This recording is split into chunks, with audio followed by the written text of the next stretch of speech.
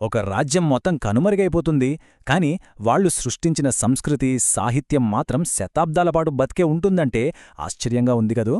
ఈరోజు మనం వేములవాడ చాళుక్యుల ప్రపంచంలోకి వెళ్దాం.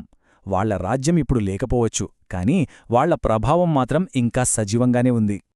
మరి అసలు పాయింట్ ఇదే.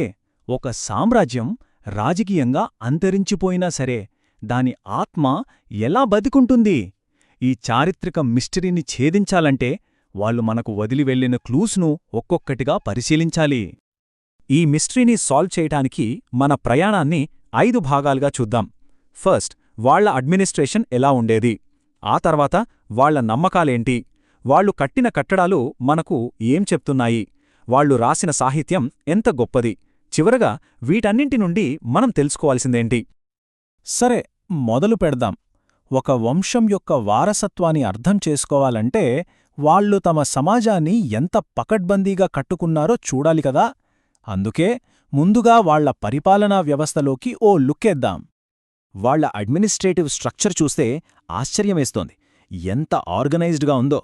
సెంట్రల్లో రాజుగారికి సలహాలివ్వడానికి మహాసంధి విగ్రహ అనే ఒక మినిస్టర్, రీజనల్ లెవెల్లో తంత్రపాల, సత్రాధిపాల అనే గవర్నర్లు, ఇక విలేజ్ లెవెల్కొస్తే గౌండా, పటేల్ లాంటి 12 మంది అధికారులతో ఒక కౌన్సిల్. అంటే పైనుంచి కింద వరకు ప్రతిదీ ఒక సిస్టమ్ ప్రకారం పక్కగా నడిచేదన్నమాట. గ్రేట్ కదా. ఇక టాక్సేషన్ విషయానికొస్తే వీళ్ళు ప్రవేశపెట్టిన సిస్టమ్ అప్పట్లో చాలా అడ్వాన్స్డ్.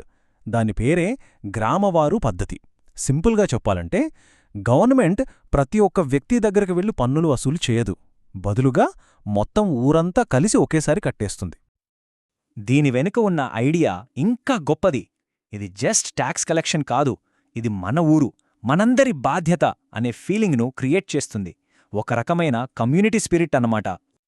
పరిపాలనే కాదు, వాళ్ల న్యాయ వ్యవస్థ కూడా చాలా స్ట్రాంగ్గా ఉండేది. రాజు చీఫ్ జస్టిస్గా ఉంటే ఆయన కింద రాష్ట్రాధిపతులు, ప్రాడ్వివాహకులు అనే ఆఫీసర్స్ ఉండేవారు. కాని ఇక్కడ అసలు పాయింటేంటంటే ఈ జస్టిస్ సిస్టమ్ వాళ్ల ఇష్టప్రకారం నడిచేది కాదు. దానికి 2 గొప్ప గ్రంథాలు గైడ్గా ఉండేవి. ఒకటి విజ్ఞానేశ్వరుని మితాక్షరి, ఇది ఎక్కువగా ఫ్యామిలీ ఇన్హెరిటెన్స్ లాస్కి సంబంధించింది. రెండోది సోమదేవసూరి నీతి కావ్యామృతం, ఇది పాలిటిక్స్, ఎథిక్స్ మీద ఒక complete guide book. Okay, administration చూసాం. కానీ ఒక రాజ్యాన్ని కేవలం చట్టాలే నడిపించో కదా. ప్రజల నమ్మకాలు, వాళ్ల ఆధ్యాత్మికత కూడా చాలా ముఖ్యం. ఇప్పుడు చాళుక్యుల ఆత్మలోకి తొంగి చూద్దాం. ఒక్కోసారి ఒకే ఒక్క నెంబర్ ఒక పెద్ద కథను చెప్పేస్తుంది. ఈ నెంబర్ చూడండి, 500. ఏమై ఉంటుందిది? జస్ట్ గెస్ చేయండి. ఇది మొత్తం రాజ్యంలో ఉన్న జైన కేంద్రాల సంఖ్య కాదు, కేవలం ఒకే ఒక్క టౌన్లో అప్పటి పొట్ల చెరువు అంటే మన ఇప్పటి పటాంజరులో ఉన్న జైన కేంద్రాల సంఖ్య. ఒక్కసారి ఊహించుకోండి, ఒకే ఏరియాలో 500 సెంటర్స్ అంటే జైనమతం వాళ్ళ సొసైటీలో ఎంత డీప్గా పాతుకుపోయిందో. ఈ ప్రభావం కేవలం ఒక్కచోట మాత్రమే లేదు. వాళ్ల క్యాపిటల్ వేములవాడ నుంచి వాళ్ల ఫస్ట్ క్యాపిటల్ అయిన బోధన్ వరకు, ఆ తర్వాత కొలునుపాక, హనుమకొండ, ఇలా మేజర్ సిటీస్ అన్నీ జైనమతానికి పెద్ద హబ్స్గా ఉండేవి. మరి జైనమతం ఇంతగా ఎలా డెవలప్ అయింది? Simple answer, royal support. రాజులకు, జైన పండితులకు మధ్య చాలా స్ట్రాంగ్ కనెక్షన్ ఉండేది. దీనికి పర్ఫెక్ట్ ఎగ్జాంపుల్ కింగ్ 2వ బద్దెగుడు. ఆయన ఆ టైంలో గ్రేట్ జైన స్కాలర్ అయిన సోమదేవసూరి కోసం స్పెషల్గా శివధామ జినాలయం అనే ఒక టెంపుల్ను కట్టించాడు. నమ్మకాలు, మతం ఇవన్నీ బావున్నాయి, కాని వాళ్ళు తమ భక్తిని మాటలతో కాదు, చేతల్లో చూపించారు. ఎలా అంటారా? అద్భుతమైన కట్టడాల రూపంలో. ఇవి కేవలం రాళ్ళు, ఇటుకలు కావు, ఇవి మనతో మాట్లాడే హిస్టరీ బుక్స్.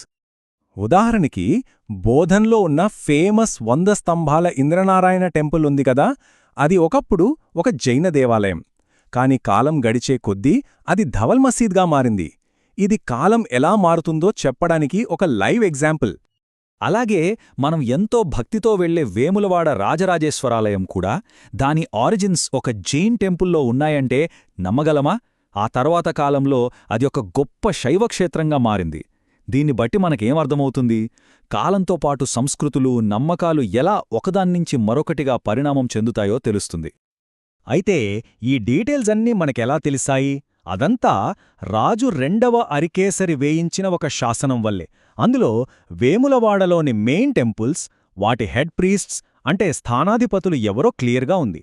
రాజరాజేశ్వరాలయానికి మల్లికార్జునుడు, ఆదిత్య గృహానికి వ్యర్థలింగి, నగరేశ్వరాలయానికి వ్యాఖ్యాన భట్టారకుడు.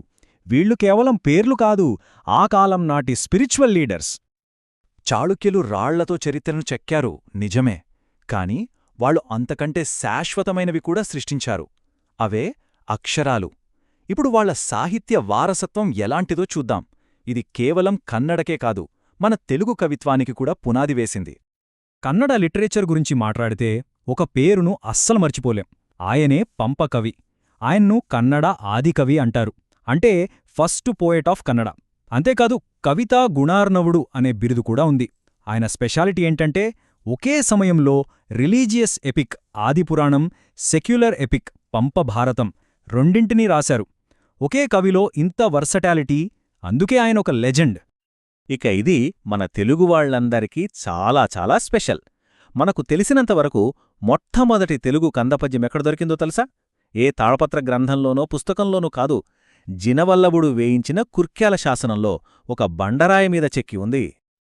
ఒక్కసారి ఆలోచించండి, మన తెలుగు పద్యానికి దొరికిన ఫస్ట్ ప్రూఫ్ ఒక రాయి మీద ఉంది. అందుకే హిస్టోరియన్స్ దీన్నేమంటారంటే తెలుగు కవిత్వానికి బర్త్ సర్టిఫికెట్ అని. ఇది మన లాంగ్వేజ్ హిస్టరీలో ఒక ల్యాండ్మార్క్.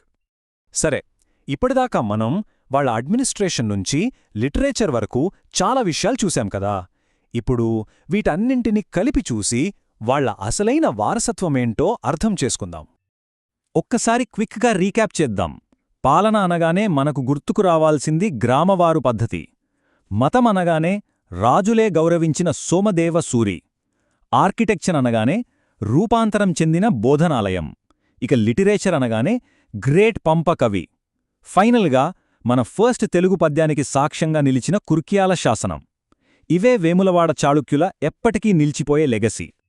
చివరగా ఒక ప్రశ్న. వేములవాడ చాళుక్యుల కింగ్డమ్ ఇప్పుడు లేదు.